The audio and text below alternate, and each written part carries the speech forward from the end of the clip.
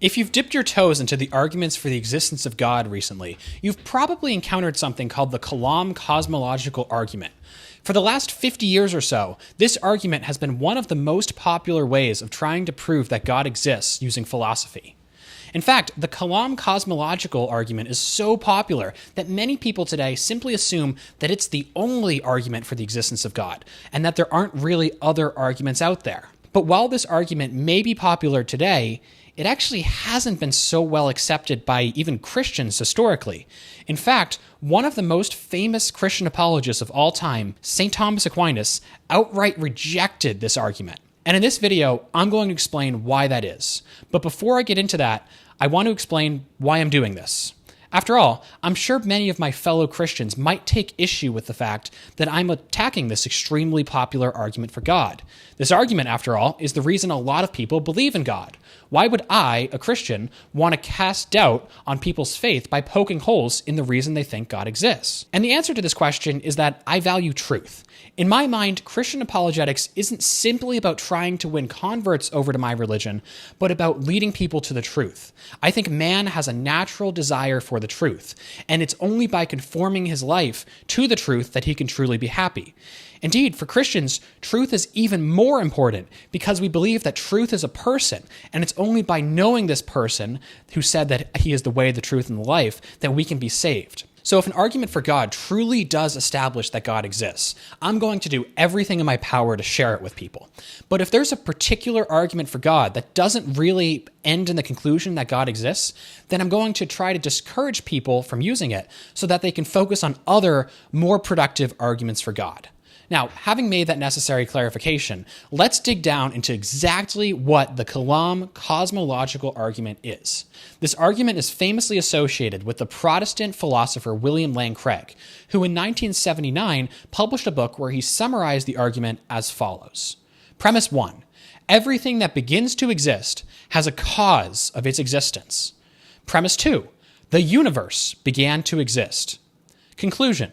Therefore, the universe has a cause of its existence. And when you start looking at what the cause of the universe could be, that cause must be God. This is a structurally valid syllogism. So as long as the premises are true, the conclusion follows necessarily. The only question is whether or not the premises are true. Now, Aquinas takes no problem with the first premise, that everything that begins to exist has a cause for its existence. After all, Aquinas' own principles say that something which begins to exist must be given existence by something else. So the first premise is sound. It's with the second premise, the idea that the universe began to exist, that Aquinas takes issue.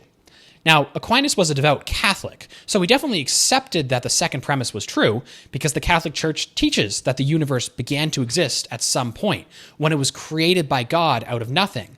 What he has a problem with is the idea that we can prove this from reason. You see, Aquinas argued that it was impossible to know that the universe had a beginning in time from reason alone, and that it was only through divine revelation from the authority of Scripture and the Catholic Church that we can know that the universe began to exist. And if the only way to prove that the universe had a beginning is by saying that God told us that it did, then we can't use the universe having a beginning to prove that God exists, since we would be presupposing what we're trying to prove with the argument in formulating a premise of the argument, a fallacy called begging the question. So if Aquinas is right when he says that the universe can't be shown to have a beginning in time from reason, then we have to reject the Kalam Cosmological Argument. But is Aquinas really right to do this? After all, William Lane Craig put forward arguments for his belief that the universe began to exist. Arguments that he claims establish the conclusion that the universe began to exist from reason. So in order for Aquinas to be right, there must be a problem with those arguments. So, is there? Some of these arguments are drawn from modern science, from the theory of the Big Bang and the second law of thermodynamics.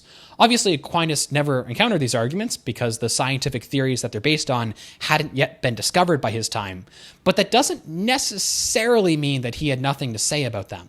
Generally speaking, Aquinas is a bit wary of including complex scientific theories of the physical world in his arguments for philosophical positions, because he recognizes that science is always being revised based on newer observations. Unlike, say, the laws of math or the laws of logic, which remain basically the same for all times and places once formulated, scientific laws are subject to constant revision to better fit the current data.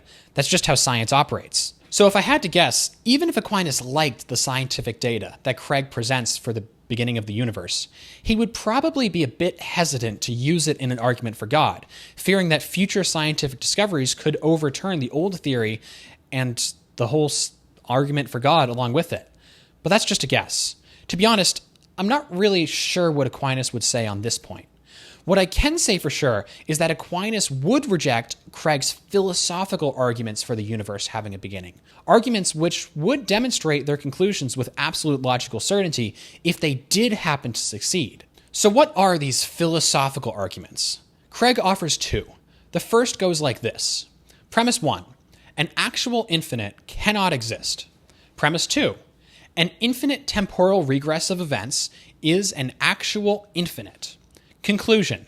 Therefore, an infinite temporal regress of events cannot exist. In order to understand this argument, we have to unpack what Craig means by this term actual infinite. There are, Craig argues, two kinds of infinity: actual infinity and potential infinity. An actual infinite is a collection of an infinite number of actual things, all existing at once. This contrasts with a potential infinite, where something is only actually finite, but could potentially added to ad infinitum, to infinity. To take an example, if I had an infinitely tall house, then my house right here and right now would reach infinitely far above my head, into space and across the galaxy and the entire universe without end. But if my house was only potentially infinite, then all that means is that no matter how much it grows, another floor could still be added to it. If I had a 2-story house, then I could add a 3rd story. If I had a 3-story house, then I could add a 4th story. If I had a 4-story house, then I could add a 5th story, and on and on and on. That's what it means to be a potential infinite, to be actually finite, but to have the potential to keep on growing to infinity. But when it comes to actual infinites, Craig argues that they can't exist in the real world. You can't actually have an actually infinite tall house, or an actually infinitely big set of books, or anything else that's actually infinite, because when you start thinking about what an actually infinite thing would look like in the real world, you run into problems. The most famous example that Craig offers for this is called Hilbert's Hotel. Imagine a hotel where every room in the hotel is full. If someone showed up at the desk asking to stay at the hotel, he'd be told that he can't stay there since every room is taken up. Makes sense, right? Now imagine you have a hotel with an infinite number of rooms, but that every room is still occupied. In this scenario, if someone came to the front desk and asked to stay at the hotel, he could, even though every room is occupied. How's that, you ask? Well, the manager at the front desk could just move everyone up a room. The guy in room 1 could be moved to room 2, the guy in room 2 to room 3, the guy in room 3 to room 4, ad infinitum. I mean, this would clear up space in room 1 without kicking anyone out of the hotel, even though every room in the hotel was taken before, which is a paradox. And even worse, the hotel could in theory keep doing this to infinity, meaning that even though the hotel was full, it could still fit an infinite number of new guests, which doesn't make sense. Situations like these make it clear to Craig that an actual infinite can't exist in the real world. And interestingly enough, Thomas Aquinas doesn't see a problem with this point. Aquinas is fine saying that an actual infinite cannot exist. In fact, he actually has an article in the Summa where he makes the exact same point as Craig for different reasons, but he agrees with Craig that you can't have an actual infinite in the real world. It's what Craig says next that Aquinas has a problem with.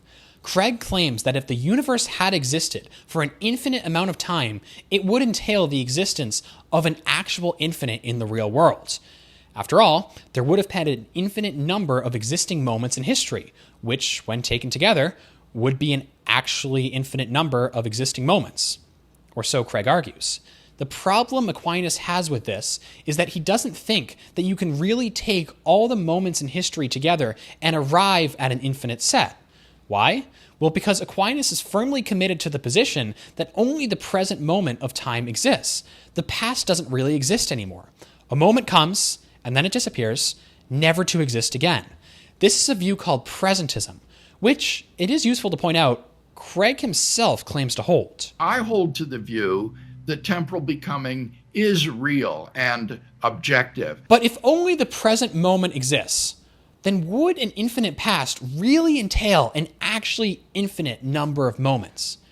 It doesn't really look like it. Instead, it looks like you would only have one actually existing moment and an infinite number of moments that once existed but don't anymore and therefore aren't actual.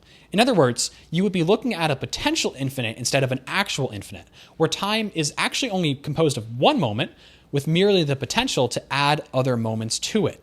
And this is Aquinas' basic objection to the argument that an infinite past is impossible.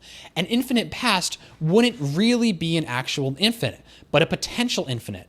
He makes this point explicitly in his Summa Contra Gentiles, saying that although the infinite does not exist actually and all at once, as in the case of an actual infinite, it can exist successively in a potential infinite, and that therefore an infinite past really is finite and avoids all the paradoxes that come along with the idea of an actual infinite in the real world. So that is why Thomas Aquinas, if he were alive today, would reject one of the most popular arguments for God, the Kalam Cosmological Argument. I'll just say, for my part, I'm not really sure where I fall on this issue yet. I kind of lean towards Aquinas' position. I think he makes some good points. But I'm also open to the idea that there's something I'm missing here. Let me know in the comments if you think I am. In the meantime, though, what this reinforces is the undeniable fact that the greatest defenders of Christian philosophy just weren't simpletons. They weren't just going to go along with an argument because it agreed with what they believed. For Aquinas and the other scholastic theologians, the emphasis was always on the truth and trying to find the truth no matter how much pushback they might get, even from their own side. How's that as a goal to live by? And if you want more philosophical insights like this and goals to live by, please consider subscribing to my YouTube channel so that you can learn more about the truth-seeking philosophy that defined the pre-modern era. Thanks for watching this video, and God bless.